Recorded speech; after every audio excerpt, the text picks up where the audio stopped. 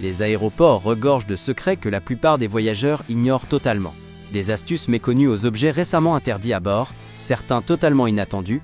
On va plonger ensemble dans tout ce qu'ils préfèrent ne pas vous révéler. Et les compagnies aériennes ont elles aussi leur petit tour pour vous faire discrètement dépenser plus.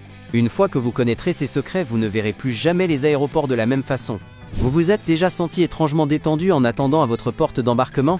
Ce n'est pas un hasard. Les aéroports et la sécurité manipulent vos émotions et votre portefeuille. Plafond bas, éclairage tamisé, moquette moelleuse. Tout est pensé pour vous apaiser, réduire votre stress et votre anxiété. Des études montrent que des passagers détendus dépensent entre 7 et 10% de plus dans les boutiques duty-free.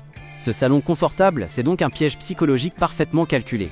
Encore plus étonnant, les aéroports allongent volontairement les distances à parcourir à pied en dessinant les terminaux de manière à vous faire passer devant un maximum de boutiques. Vous vous êtes déjà demandé pourquoi vous devez obligatoirement traverser une zone duty-free après la sécurité. C'est la stratégie dite du Golden Walk. Les aéroports génèrent des milliards en obligeant les passagers à déambuler inconsciemment devant les vitrines et à acheter sur un coup de tête. Regardez bien la prochaine fois. Vous marchez dans un piège à argent savamment orchestré. Et votre valise, une fois déposée au comptoir d'enregistrement, que devient-elle? En réalité, une fois qu'elle quitte ce comptoir, même les agents ne la suivent plus directement. Elle est triée par des machines grâce à des lecteurs de code-barres qui l'envoient vers sa destination. Mais les catastrophes avec les bagages arrivent tous les jours. Voici ce qui peut mal tourner. S'il avance trop lentement, votre bagage rate votre correspondance. S'il avance trop vite, il arrive avant vous à destination. Si vous avez oublié une vieille étiquette de vol, votre valise pourrait être envoyée dans un autre pays. Astuce pour suivre vos bagages. Prenez systématiquement une photo de votre valise au moment de l'enregistrement. Cela aide le personnel à la retrouver plus rapidement en cas de perte. Encore mieux, utilisez un AirTag ou un traceur GPS. De nombreux voyageurs ont récupéré leur bagage de cette manière.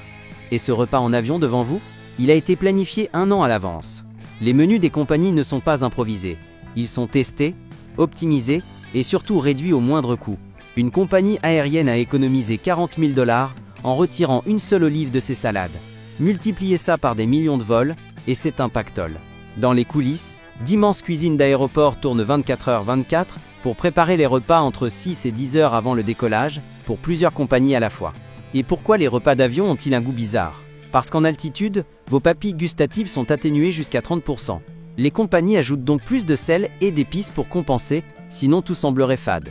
Vous avez déjà dû frotter vos mains sur un chiffon à la sécurité? Ce n'est pas pour détecter des microbes, mais pour repérer des traces de substances chimiques. Les machines de sécurité sont programmées pour reconnaître les odeurs de produits dangereux. Si elles en détectent une, l'alarme se déclenche. Autre technique secrète.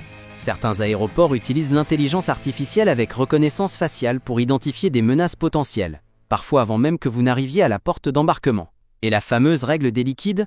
Il existe une faille. Vous pouvez emmener des liquides gelés.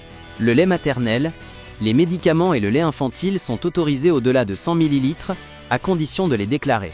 Vous pensez que les salons VIP sont réservés à la première classe? Détrompez-vous. Beaucoup d'aéroports vendent un accès 24 heures à leur salon pour moins cher qu'une nuit d'hôtel.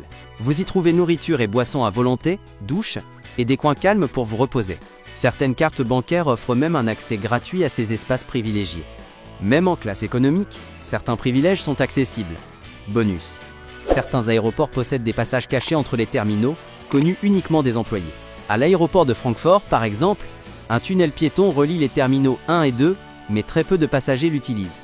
Vous pensez que les bornes de recharge gratuites pour téléphone sont sûres? Détrompez-vous. Des pirates y installent des malwares via les ports USB publics. Le seul moyen sécurisé.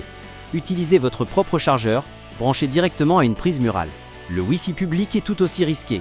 Les réseaux non sécurisés peuvent exposer vos données personnelles. Si vous devez absolument vous connecter, cryptez votre trafic ou utilisez un VPN. Autre astuce pour éviter les piratages.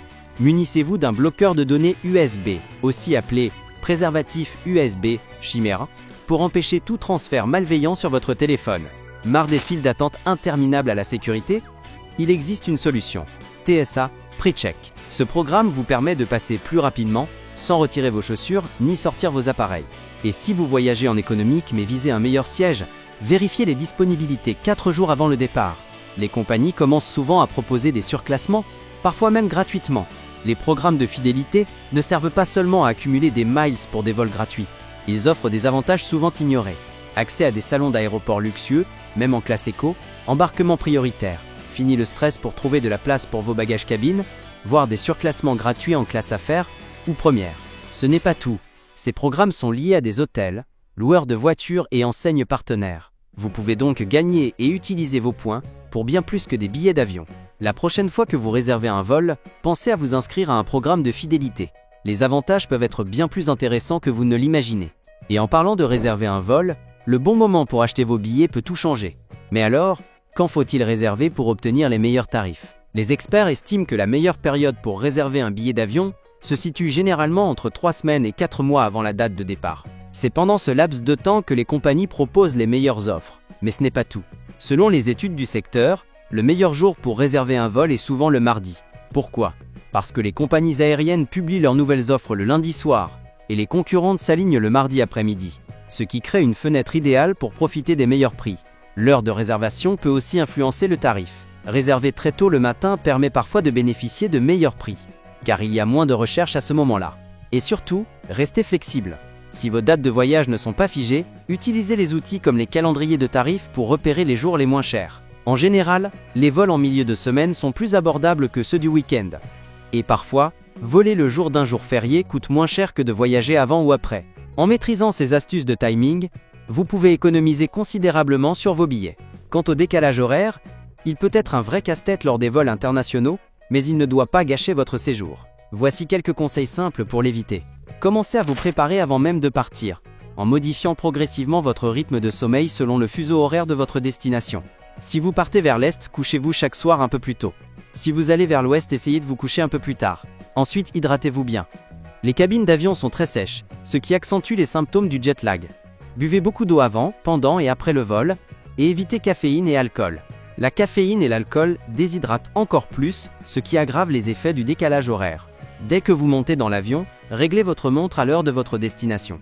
Cela vous aide à commencer à vous adapter mentalement au nouveau fuseau horaire. Essayez de dormir si c'est la nuit là où vous allez, ou restez éveillé s'il y fait jour. L'exposition à la lumière joue un rôle essentiel dans la régulation de votre horloge biologique. Une fois arrivé, passez du temps dehors à la lumière naturelle. Cela accélère l'adaptation de votre corps au nouveau rythme. Si vous arrivez de jour, évitez les siestes et restez actif. Si vous arrivez de nuit, essayez de dormir même si vous ne vous sentez pas fatigué. Privilégiez des repas légers et sains. Les plats trop riches ou lourds peuvent vous alourdir et accentuer la fatigue liée au jet lag. Manger léger permet de stabiliser votre niveau d'énergie. Enfin, vous pouvez envisager l'utilisation de compléments comme la mélatonine, mais uniquement après avoir consulté un professionnel de santé. Bien utilisée, la mélatonine peut aider à réguler votre cycle de sommeil. En appliquant ces conseils simples, vous minimisez les effets du décalage horaire et profitez pleinement de votre voyage. Vous êtes-vous déjà demandé ce que signifient tous ces codes et numéros mystérieux sur votre carte d'embarquement? Aujourd'hui, on vous révèle les secrets de ces indications énigmatiques et leur impact sur votre expérience de voyage. D'abord, le numéro de vol. Il se compose généralement d'un code compagnie, 2 lettres, suivi d'un chiffre. Ce code désigne la compagnie aérienne, comme A pour American Airlines, BA pour British Airways. Le chiffre qui suit identifie précisément le vol. Les numéros bas sont souvent réservés aux lignes principales ou emblématiques. Ensuite, vous verrez des combinaisons comme A12 ou C34. Il s'agit de votre numéro de porte d'embarquement et de votre numéro de siège. La porte vous indique où aller pour monter dans l'avion, et le numéro de siège désigne votre place précise à bord. Connaître ces informations à l'avance peut vous faire gagner du temps, et vous éviter bien du stress à l'aéroport. Un autre code important à repérer sur votre carte d'embarquement est celui de la classe de service. Il s'agit généralement d'une seule lettre, Y ou I pour la classe économique, J pour la classe affaires, F pour la première classe. Ce code détermine le niveau de prestation auquel vous avez droit pendant le vol. Confort du siège, qualité des repas, services supplémentaires. En comprenant ces codes secrets, vous pourrez vous déplacer dans l'aéroport avec assurance et tirer le meilleur parti de votre voyage. Vous avez déjà rêvé de voyager en classe affaires ou en première sans payer une fortune? Ce chapitre vous dévoile des stratégies efficaces pour obtenir un surclassement gratuit. Commençons par les programmes de fidélité. Être membre du programme de voyageurs fréquents d'une compagnie aérienne peut considérablement augmenter vos chances d'être surclassé. Plus vous voyagez avec la même compagnie, plus votre statut grimpe et plus vous êtes prioritaire pour les surclassements offerts. Si vous voyagez régulièrement, rester fidèle à une seule compagnie peut vraiment valoir le coup. Ensuite, le timing est crucial. Arriver tôt à l'aéroport peut parfois jouer en votre faveur. En cas de surréservation en classe économique, les compagnies doivent parfois surclasser certains passagers pour équilibrer la répartition.